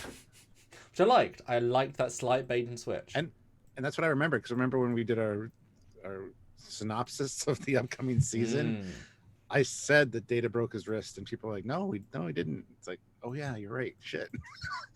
But it sticks with you, right? Like, well, because you remember, honestly, you just remember Data lore. He beats the shit out of him then. So yeah, absolutely. That's the image that I certainly went to. Yeah, good scene. Then you get, I like this planet. This planet looks great to me. Not Class M, but a bit deserty. I mean, you can have Desert Class M, but this, I think, this is CGI planet. Look, I think it's a remaster. And they say, yes, here it is, exactly as we first worked out. What could this mean? Oh dear. And a lot of little Picard acting here, which I like. This is where he drops all the clues, essentially. It says, there's no wormhole, there never was. This is a ruse. Look at the clues. Dr. Crusher's incubation experiment, the computer clock, the transporter trace, all indicate the existence of a missing day. Lieutenant Worf's broken wrist would seem to suggest that we were awake for that day, possibly in a struggle for our lives. And then it's the fact that we were still alive suggests that we may have won. Not necessarily, Doctor. Yes, that's true. Data's behavior would seem to suggest that we did not. That's a very very smart extrapolation. Yes, that's a detective level, because you wouldn't necessarily assume that. There's lots of things that could happen. I wouldn't assume that we had lost so much as it was a stalemate and this was the only solution. But yeah, I mean, I would still assume lost. They just forced our memories away. Like, I wouldn't assume it was a you know. Yeah. Well, he does say actually maybe a compromise was reached that forced Data into this silence. So. Yeah, clever people. I mean, it's as if they're the flagship people. You know, there's a reason why they're actually smart. And they would be willing to let it go at that, but they need to find out what exactly Data's part was in all this. So they can't let it go, because the Riker suggests maybe just, going about our, whatever. But anyway, then they head back to the Titari system, and then we get the helm officer and sorry, she's kind of fine. Yeah. And it's warp 2, which sounds a bit laughable, but they weren't zooming away at high speeds. They're very close to the system. Yes. So it makes sense, and in fact they do get there instantly. And then we get the energy field, and it sends a thing. Thing sort of attacks them. We get a nice little shield bubble. Dissipates, and then Troy gets abused again. Good stuff. Good stuff. Yes. How many entities have now entered her body without consent? All of them? All of them. Yeah. Well, she goes to see Data and says, "Oh, the plan's failed." And this is actually pretty interesting, because Geordi comes in and says, "Yeah, Data, Captain wants you on the bridge." Counselor? Yeah. Give us a moment if you would. And then Geordi backs out with this look on his face, like, wait a minute, what's going on here? And the level of trust that he's showing here is unearned, because this could be anything, and he's like, okay, I'll wait outside while you conspire to destroy the ship. Like, it's plot, you know what I mean? Data's the problem here, but he just can't help but trust his friend, which I mean, I like the concept of. It's just every time Picard's been replaced by a duplicate, this would be the same play, or lore, for example. This shit happens. Yeah. Anyway, so he gets to the bridge, and Picard's like, well, here we are, Data. We're back here. So what's going on? And Data's like, we got to get out of here right away. Any further delay will put the ship at risk. And of course, Picard's got to find out what the risk is. I cannot say, he says, Data, you sound as though you're stuck in a feedback loop. You most certainly can say you have free will. You have a choice. And then, I don't have a choice. Are you controlled by that force? Did Geordi miss something when he examined you? Why are you compelled to disobey my orders? And then it kind of dawns on him, during that missing day, were you contacted by Starfleet? Wrong. Did they order you to conceal truths from us? I can't answer that. Anyway, who gave you that order? Then Troy comes on the bridge, and it's like, oh, you did, sir. I mean, it's a good little build-up. But it's interesting how he never goes to himself. You know? Yeah. Well, I did kind of wonder, though, at that point, did actually an Admiral, did he contact back and get permission to erase everyone's memory? Well, I guess that would kind of defeat the purpose of keeping it a secret, but... No, yeah. they definitely wouldn't have done that, because then somebody else would have known, the Admiral. Yeah. So. But yes, then you get the attack, but Data knows how to sort of protect them, and you get quite a good side view. I mean, that's a good-looking particle thingamabobby. Well, Riker's right away maintains shields at full intensity, and Data's like, no. No, bitch. They'll take us over a lot quicker if we do that. So, and then they all trust Data. They're like, do what Data says, and Worf's like, aye, sir. Like, that kind of stuff shocked me a little bit, because if he's in conjunction with these and they possess him or whatever, maybe varying the shield harmonics is what gets them into the shield faster. Like, yeah, it didn't quite work. It works for the end of an episode of television, and the idea of we do trust Data because now we sort of understand, but you needed that one moment of I did it because of this, then trust, but they trusted before they explained why. And it's right now, like it's the next moment, but not quite yet. We hear about the Paxons. Mega good technology, etc. And then she steps forward and talks, and Worf goes to shoot her, and you'll only harm Troy's body, so put that down. And I'm not interested in dating her yet, so now I care. We find out the Paxons are xenophobes and isolationists, and they terraform the planet. And in this, by this certain star, to better conceal their whereabouts. So if anybody shows up, they do this ruse, they knock them out, and they send the ship on its way. So they're not vicious. No, they don't want destruction, although they're quite presented as sort of mean, but it's a weird balance. They kind of not sure what they're necessarily going for exactly. But at least they do try. And then the thing that went wrong this time was Data's positronic brain. They didn't knock him out when they did it. So, yeah. So I guess in the original version, it wouldn't be 30 seconds. It'd be like, oh, we lost 3 minutes, and now we're here. But we only lost 3 minutes. It's that day that makes it tricky for this situation. But yeah, then you get cut back to the past. You get this kind of awkward, everyone's wavering. And I love the fact that when Data is doing this shield modification, there's no music. Even though it should be action, in a classic episode. Stuff's happening, guys. But this is what happens in real life on the bridge. They're just saying, do this. We're under fire. Like, there's no action music playing. It's very plain. So I like the fact that he's doing this action shield harmonic. Let's protect the ship. Silence. It was interesting to look into that. But he releases ADTH into the air and wakes everybody up. Too instant. Bit silly. But yeah.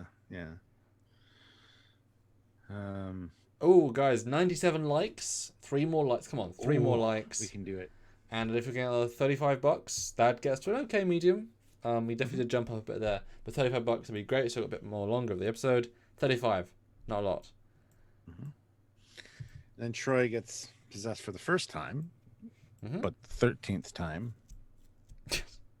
But not the other time that we just saw, because that came after. And then you get an awful Worf security moment.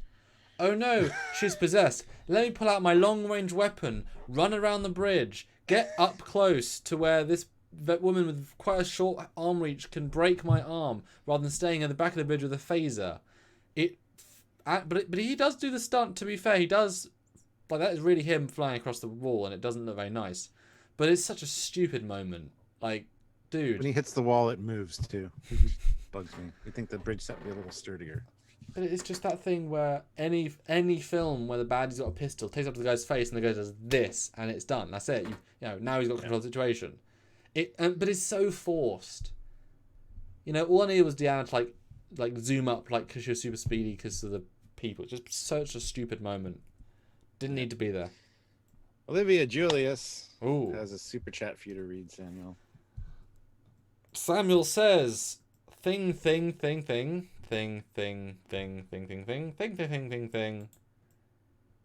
I guess I should Google that.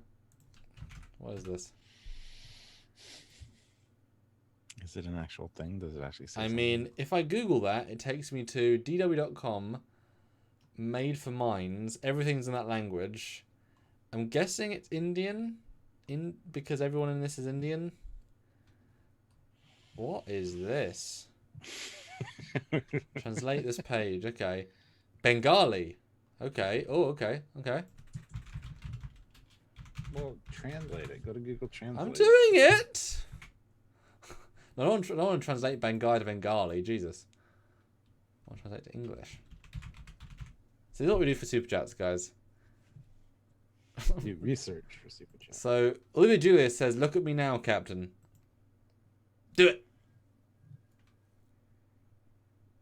Look at me now, Captain. Mm-hmm. But Or, Arma dik tenka ekna adhyaka. ooh, that's good. Actually, you did a really good job with that, I think. Not in the accent, obviously, but...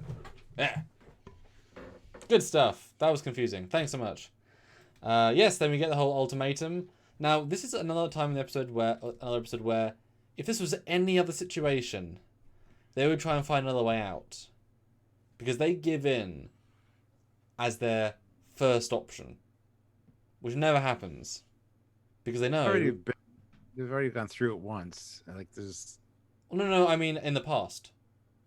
Oh. We're still in the flashback. Like, they talk about how and why they're allowing them to leave. And Picard offers a solution. But in any other episode, they would not... You know, he does offer. He says, "Allow us safe passage, and I'll make sure, to the best of my ability, to keep your existence of your race secret." That's when the whole there are over 1,000 life forms on this vessel. How could you ensure their silence? It just feels very streamlined. Like, oh yeah, we'll do this. It's like, yeah, there's another option. That's fine. You know. Fleet Pot Swiftback $2. Madar 100. Awesome. Can we do 125? Hashtag make Fleet Pot. Oh, I'd like to see that. That'd be good to see. If we can get 125, that'd be awesome. I will. What do I do? What could I do if we got 125? We're at 104 now, so we are ramping up to it. Have a think. But yeah, he calmly offers the plan. She basically says, okay, sure, fine, we'll try it.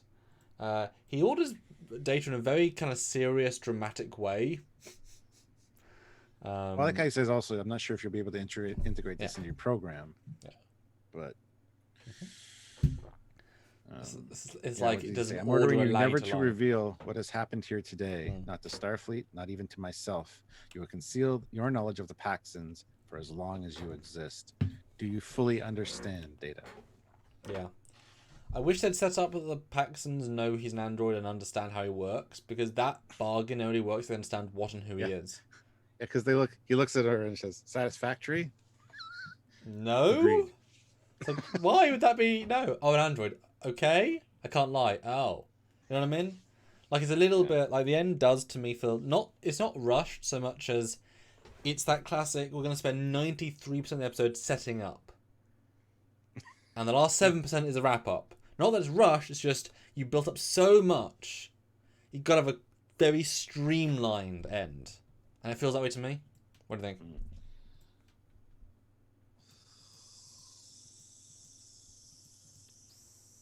Okay, what did you say about a streamlined end? That it doesn't have one, or no? It's a very streamlined end. It's a quick wrap. Yeah, not quick, just streamlined. Like, it's not wasting anything. No, it's fine. It's tied up in a nice little bow kind of ending. Yeah. Dan23 says, Trekyards, does Star Trek need music over every scene? No. I was just commenting that normal action scenes have normal action music, and there was a lack of anything, and so it made us realise they don't listen to action music during the action scenes, so that's what they all listen to. Silence / people saying fire torpedoes, but, you know, much less action-y than we see it. And Fleet Pass with back puts in $5. Commander Cocking says, oh, look at me. Okay. Look at me! I'm the captain now! Hey, if the super chat says it's true, then, hey, there we go. You got to say it like in the movie, though. Look at me. Which movie? I forget what it's called, but the ship gets taken over by pirates. And it's the pirate guy goes on the ship and is like, look at me. And it's modern day pirates, not pirates. Anyway, he says, look at me. I'm the captain now. Look at me. I'm the captain now. What's the name of the movie, guys? I can't think of it offhand. It's a Tom Hanks movie, I believe. Oh. So I thought I knew vaguely what we're talking about. I haven't seen it, but... Yeah. I haven't seen it either, but I know the scene for sure. It's memeable, anyway, I'm guessing. Yeah, so they're here again. The plan failed. Now the ship must be destroyed. And Picard's like, no, wait. You left clues behind. And to humans, a mystery is something that has to be solved. It's irresistible. Unless in a later scene where they say, nah, it's fine. Yeah. It's still a mystery. Yeah, it's pretty... I mean... And that thing is, they're not baddies, so they do accept the let's do it again very easily. But... Oh, they do say you are a most unusual species worthy of a second chance. Because I think they're one of the only species that have actually come back based on the clues. Other ones just said, screw it. Yeah. But I love having Picard's like, just consider the first time a run through, a rehearsal. Yes. That was the way he said that, he loved that line. Yeah. Very theatery, very... Yeah, It was just a dress rehearsal. It's fine. And to be fair, it was only one day. It's not as if they wasted much time. So, I'm all good with that. But yeah, then the day resets again. It is shot differently. It's kind of hard to work out if the lines are very different. Because it's so tonally feels different to the first time because you know exactly what's happening. There's a darker tone. Yes. I want it re-edited. I want this part edited in at the beginning to see if it feels different, because it feels totally different here. Even the pauses and stuff, I want to see how that feels on a first watch through. I think the pauses are longer as well, as a more of a sense of yeah. But there's instant things. Troy's fine. There's no Worf breaking his arm. There's a few little things, but I was, like I said, surprised that Data still says 30 seconds. They don't try and fix that plot hole. Because that's been 2.5 days. Because he had to spend half a day getting to and fro. So there's a lot of time to suddenly be lost out of the galaxy. Yeah.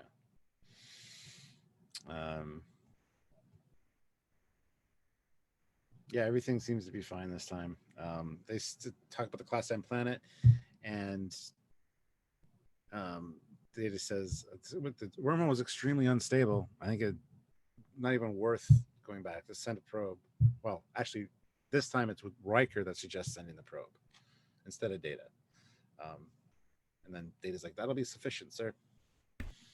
But something there's a lack of difference in this scene for there to be this much change in dialogue.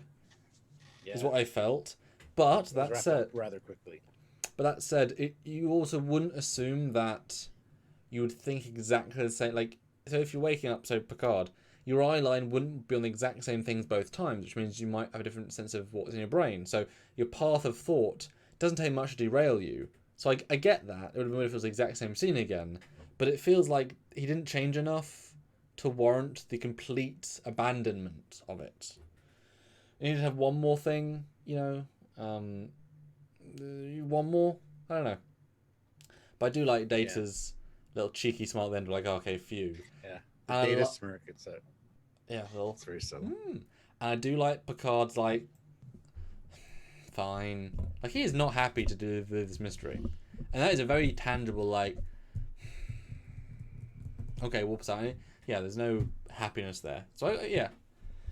But it is weird, though. Like, this episode, ostensibly, Stuart, is a nothing happens episode. They undid the entire...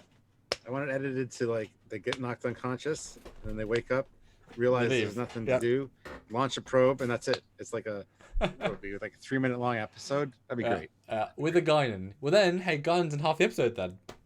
Yes, absolutely. And you remember that she's in it. But I'd forgotten she was in it again by the end of this. Yep. Oh, yeah, completely. Which I had forgotten to remember that again. And that would be a fun edit. Clues done right would be or Clues remastered. It's just Real, yeah. Oh, that'd be really good.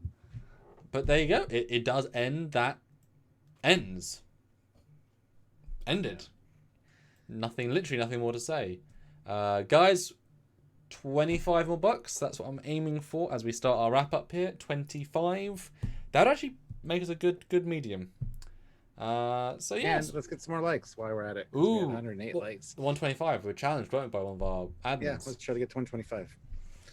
So you guys super chat your Yes. scores. I'll Yes. read the super chat scores out when we're done, and just the regular stuff. If you just want to put your regular score in the regular chat, you can do that, and Samuel will read it out later. I'm interested to see what we're going to get for this specifically, this review score, because you loved it before we went and watched it. You liked it less.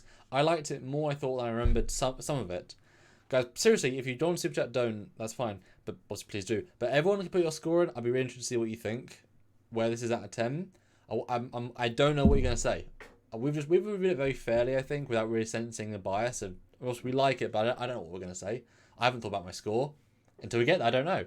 But what do you guys think? So super chat, tell us, and I'll read out the non-super chat scores, read out the super chat scores, or make them say something silly. There's still an option you can do. I'm all for that personally.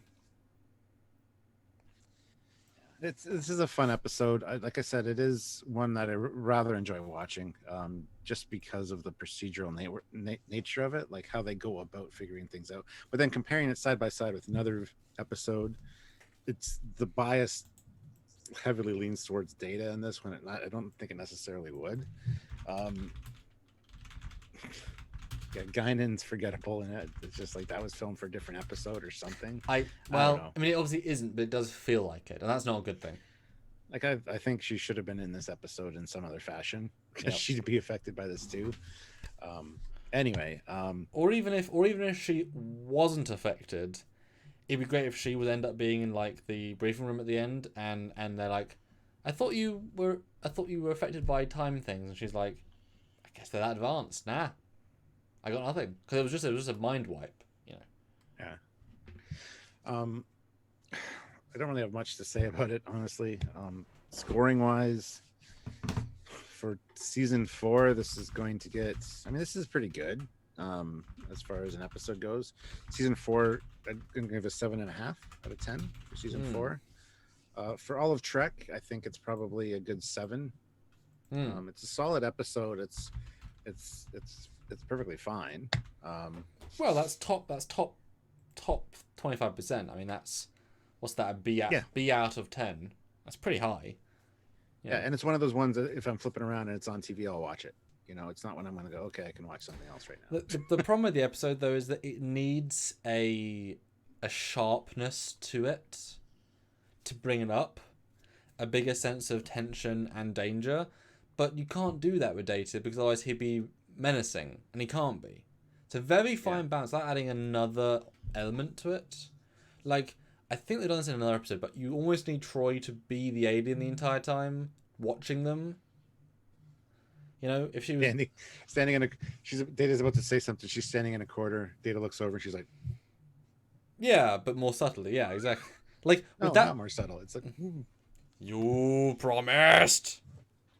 Like, would that be better? Got her hand on a button. It'll gonna blow up the ship. Like, would that be better though? Because it would remove all of the tension of the mystery, but it would create tension for the, well, obviously Deanna's a villain. So you know what I mean? I don't know how you would improve this. There's so many episodes that have that villain cliche though, that this one is unique because it doesn't. It's just the clues and what happened. So I don't want that in this episode. So I don't know what you do. Like, it needs something. I just don't know what. Which is kind of interesting in itself, you know. I think about 1 second. Well, he'll be right back, guys. I don't know where he's going. He needs to go think about his score, I guess. And if you guys want to super chat your scores, please do. Plus, don't forget you can make us say anything you want and make it interesting. Super chat. Hi there. And before I give scores, I just want to, since we still got people, did you guys notice a difference this week or not? Because we're having some issues. Well, the program's being a bit of a poo, as you know. Had some problems with the how the softwares interact. You know, we've had audio things where they reset, and then Skype is refusing to give its audio, or OBS is refusing to understand the audio from the PC. So we're on Zoom right now, which is, you know, the buzzword platform everyone's using, and so it's a completely different platform with completely different video and audio quality. And I don't know about you, but you do sound different to me. The way the microphone is used and listened to, does it sound? I mean, I think, you know, does it sound different to you guys? I can tell that I'm using my camera, like it's showing me my camera, not what I'm sending you. So I'm much crisper because I'm just getting my pure signal, whereas I'm getting your internet, but because I'm only doing one signal, it's crisper. Like, I don't know if you look crisper on your machine. I don't. I'm watching it right now in full screen, and it's very choppy. But that's just because I think my internet quality is shit right now. So, do you guys? I mean, those are the regulars. Do you think we sound and look any better? I think I look better, and we did a slight comparison. But if you guys think so, might have to stick with this, because you know what? You have to hear Stuart, and we have very few options of how we can do that and make it work. And we've done this way for, you know, Skype for 3 years. It's weird that it suddenly changed, but hey, things change. Obviously, people using it differently. But let us know if you thought we looked or sounded better. And I'll give my review. So yeah, it's a good episode. Pretty much as good as you could do the concept. Probably needs a few tweaks. It's not padded, but there's a bit too much procedural, and that there's a little bit too much in the early middle, I think. But it's interesting. I think Patrick was a great performance and is a tremendous lead. He leads everybody in this. Brent is a great Data that's different, which is great to see. The tension is real even the second time round, to some extent. But I think as a first watch, it is a really, really, really good first watch. It's probably one of the better, like, effect. Because you've never seen this, you know. And it plays it totally straight as Data being... Like, you don't know. He could be good, he could be bad, he could be an alien. You know, they tend to give you a hint if he's an alien, but there's no hint. You know, he ain't no best of them, the worst of them. I loved him. He was my, you know, all that stuff. But it doesn't have that little bit of extra. So, I mean, I think we'll both agree it's definitely not like a 9 out of 10. But if it was concept done really well, it'd be right up there. But as an episode, it doesn't quite, you know, there's no icing on the top. Yeah. So let's have a look. So my score, this season, it's good for this season, but the season's meant to be, well, okay, can I say one thing though? For me, this episode is far better than Best of Both Worlds Part 2. Like, as an episode of TV. Completely blows out of the water. Don't know if you'd agree with that or not. Or either Best of Both Worlds, for me personally. As an episode of TV. Yeah, I'd agree. So I know the legacy factor makes them important, but like as enjoyment, like I would never watch Best of Both Worlds compared to this. Like, which would you prefer to watch? Oh, obviously this one. Like, it's better written, better acted, better paced, the budget looks better. But we gave that big because of legacy. But really, like, this is so much better than that. But it's skewed.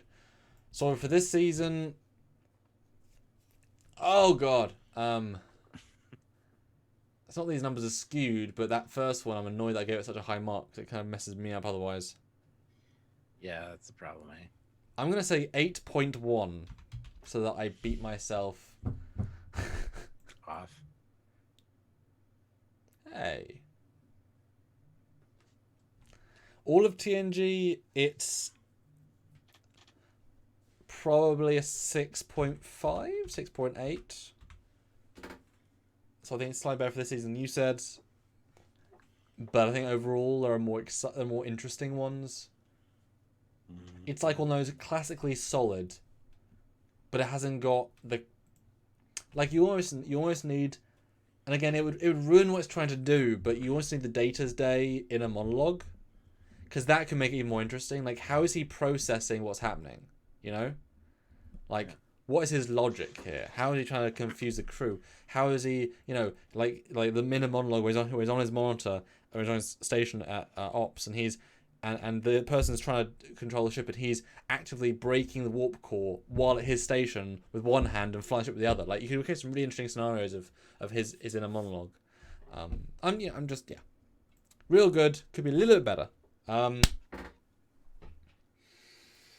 Yeah, okay, so guys, Stuart with Super Chat scores. I'll go back and do the other ones, and then I'll react what people thought about the sound and video, because, you know, Zoom is meant to be a higher quality platform. That's one of its selling points. We've got Brian Straight with $10. Oh, which is awesome. Why not spare Picard the memory wipe to give the thing a better chance of working with Picard's authority there to back up what supports Data's claims and side of things? I thought the exact same thing on my second watch through of this today. Why not leave Picard knowing what the hell is going on? But then when he gets old and senile, which we know is going to happen, he could And die. he could like mention it to somebody. So I can see why the aliens wouldn't want to do that, but I think it would make the situation a lot easier for just the overall making the plan work. So yeah, I definitely agree with that. Well, it's not just that, but you got to think how many times are their minds scanned? You know, a lot of this stuff isn't intentional. Oh yeah, that's true. So I mean, it's an all or nothing policy. Either we kill you all, or we wipe all your memories. So I get that, but it would. Now you could argue maybe Data wipes his memory after they leave, but that would create a different problem. You know? Yeah, it's a hard one. It's a hard one. Yeah. Well, then it's like it's a plausible deniability at that point because with the captain acting wonky too, and somebody else notices that Data and Picard are both acting kind of weird. It becomes conspiracy-esque, you know. Yeah. Which happens a few times. It's happened a few times. Yeah. And Olivia Julius throws in $5 and gives it a 4.5 out of 5. Ginkgo Yoki, $5. Not great, not terrible. 7 out of 10 for season 4. 6 out of 10 for TNG. That's high though. It's one that I remember, but not one I would watch over others. That's a high score though. I'd watch it over a few others. Oh yeah. But yeah, there's definitely other ones I'd rather watch than this. But it's like the one where Picard is trapped in that room with all the people. That has the edge of like really like sharp dialogue, and you know, it's sort of similar in terms of like, well, it's a weird one, but that's a bit sharper, like I said. Eugene, 250 rubles, 8.5 out of 10. Interesting, solid concept. Good for the first view, but you can't rewatch it more than once per several years. Yep. Yeah. And it has been several years for me, so that was absolutely was my yeah. Yeah. Fun will now commence. $2, 6 out of 10. Interesting, but not exceptional. It's pretty standard as far as the average that we put for your and I scores are kind of the average of those. So, and guys, with the non-super chat scores, and we're $11 from a nice round number. So 11, and we're done. That's awesome. But let's see what other people say. 7, 7, 6, 5.5, 6, 6, 8.5, 7, 7, 7.5, 7.5, 6. So yeah, so we're all about the same, which is good. In terms of how is Zoom, how is this different? So they were more stable this time, and you've only had one glitch out for a few seconds. Better than Skype. I had 2 that I saw on my end at least, but more stable than Skype it appeared. You sound look fine to me. Stable and sound much better than usual. See, I think you sound better, or at least different. Different anyway. Sound look good. Good stability. No perceivable difference in image, voice. I'm definitely crisper though.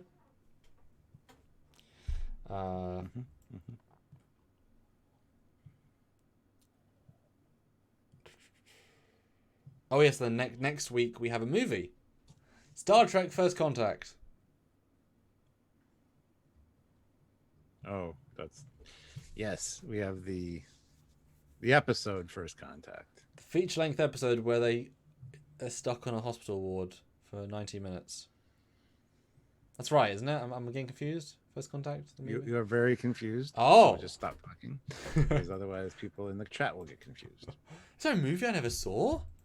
Mid season 4 movie? Although wouldn't that be kind of cool if in between seasons they made movies?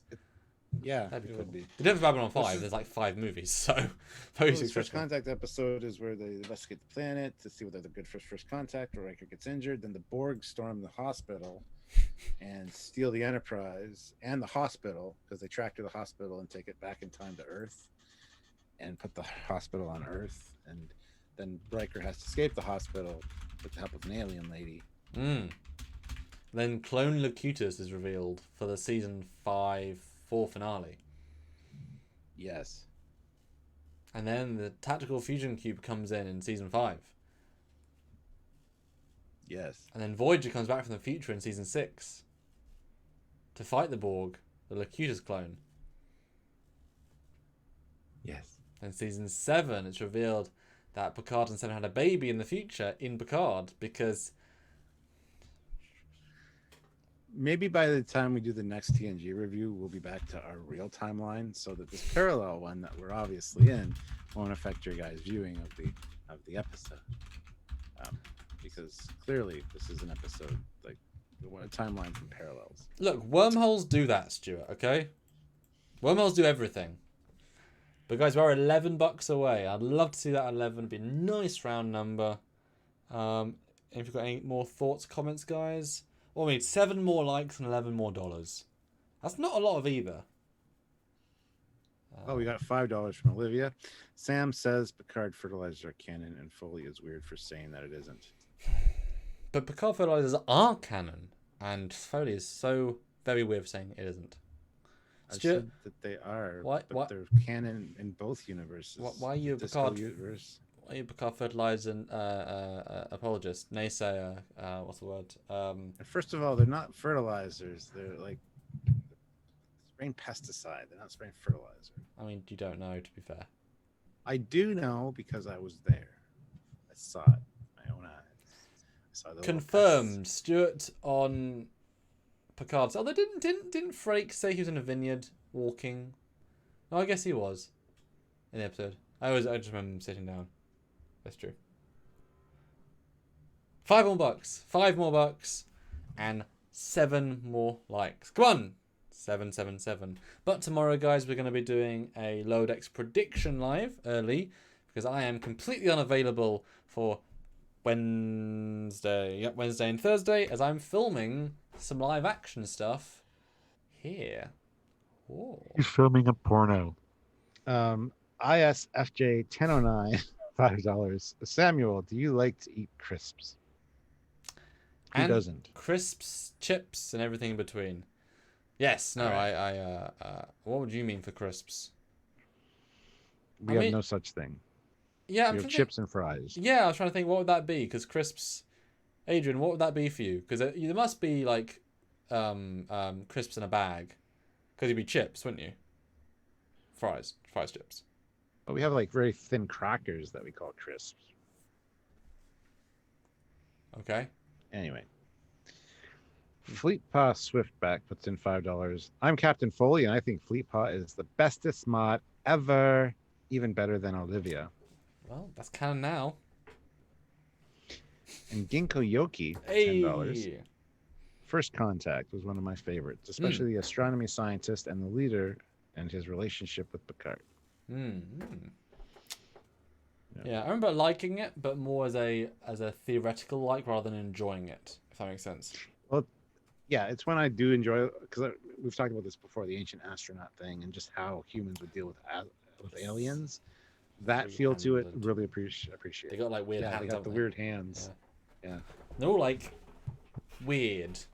They're not just like hands, but less fingers. They're like hands. But yeah, there we go, guys. Oh no, 6 more likes still. Come on, damn it. 6 more likes. Some of you have not clicked like.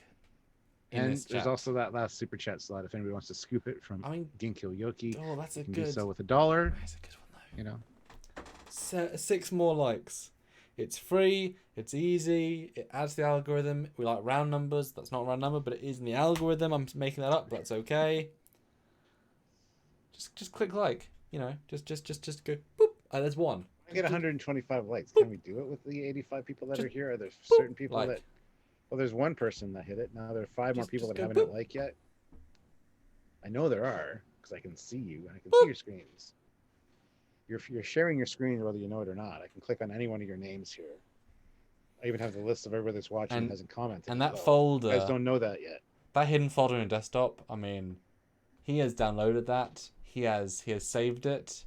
He has up-resed it to 8K just in case. Like he is ready. 2 more likes. 2 more likes. Go boop. Come on. You hit that like button. Ooh, that's a challenge, Stuart, because they are lazy. That you didn't have to be that abrupt and that direct. But hey, I mean, if they maybe they can't do. Maybe they can't press the button. Can you? Can you? Can you? They don't know how. Can you? Can you? Two You people can. need to hit it. You know you people. can. You know you can. Samuel, have you hit like on your end? I really have. Yeah, I did before we start every time. I did it too, actually. So. Damn it! Oh, we went down a like. Oh. Oh, Three more. I guess we're not going to the last super chat, and we're not going to hit 125. We'll hit it within like a minute of going off. Yeah. Well, it's everyone that's out of sync that paused it. Because I often find that people pause, forget they're live, then it's not live anymore, and then they like comment 6 minutes later, and then we suddenly get more things. That's funny. Even with the last super chats, we'll end it. Yeah. And we'll be talking post live, and all of a sudden, bloop, bloop, bloop, there's other ones coming in. And it's like, we're not recording anymore. Like it stopped. Yeah. Yeah. Oh, two more. 2 more likes. Do you want to be the savior of the like race? I think somebody tried to hit like twice, Yeah. and it deliked it, and then they realized and they hit it again. They were so enthusiastic. You can't hit it twice, unfortunately, unless you have different accounts. So Olivia Julia scooped up the last super chat Ooh. slot too with $1. So what you're saying is we should wait for people to make new YouTube accounts just so we get more likes. That's wrong. But what isn't advocating that? What isn't wrong is clicking and watching the NX75300 Osler. The Osler, yeah, you got it. Good. Video today, first look, lower decks, and our double Bessigverse special on the Atarial Discovery class. Lots of scale charts, lots of information, lots of, how do you re-up design the NX, post-NX, and slightly pre-NX universe. All fun. He does a good job. There's a lot more ships to come, guys, so. Yeah. If that's your jam, if that's your era, you want to check it out. That's true. All right, guys. I guess we'll get more likes later. Well, and David L asks, what do dislikes do to the algorithm? They help it 100%. Because it's an engagement with the channel. It's an interaction. Mm-hmm. It's something that YouTube can look at and say, okay, whether they love it or they hate it, they care about the content enough to click something. So that's good. The dislike is just as good as the like. And this is why you can see controversial videos that get like 1 million dislikes, because people are watching it to dislike it. We should start a live and ask for just dislikes. See if we can get the dislike down to 100. Yes. But that'll probably not be the best idea. And then we'll get a little YouTube notification like a month later saying your channel is failing. You got more dislikes this month than any for the last 10. It's like, yeah, we know. Did it on purpose. I'm asking for that. So we need one more like now, and we've got 2 more super chats. So Fleetpaw Swiftback throws in $5. If you don't hit like, the Jeffries Tube monster is going to eat Sam. Save Sam. Hit like. They're more likely to eat me because the pug is my pet. She's the Jeffries Tube monster. Ooh. Ginkgo Yoki, $5. Bottom of my super chat monthly bucket. Well, thank you, Genko. And then to be rude, Olivia just scoops it out from India with $1. Well, say thanks to a bucket for us. Maybe it's a bucket that has as Pillar Kodo. He likes a bucket too. Very, very kind. We need one more. I mean, I love the fact that all 79 of you have clicked like already. That's actually great. That's a nice idea. But there's probably one of you that hasn't. So do check. Do a little check. Yeah. And if you're watching this after the fact, hit like anyway. Just get the likes up. I mean, we're trying to get likes for 10 minutes, so you better click like after the fact.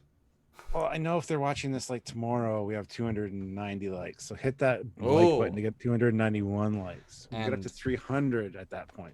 And once you watch this in 2021, we've got 500 likes, and you should keep liking it. Who the hell is going to watch this in 2021? But if you're watching this in 2021, comment saying, I'm watching this in 2021. Now, and then come and watch one of our new lives that we're doing. And Olivia just threw in another $1. But that doesn't help the like count, Olivia. But thank you. She just likes her name being said, doesn't she?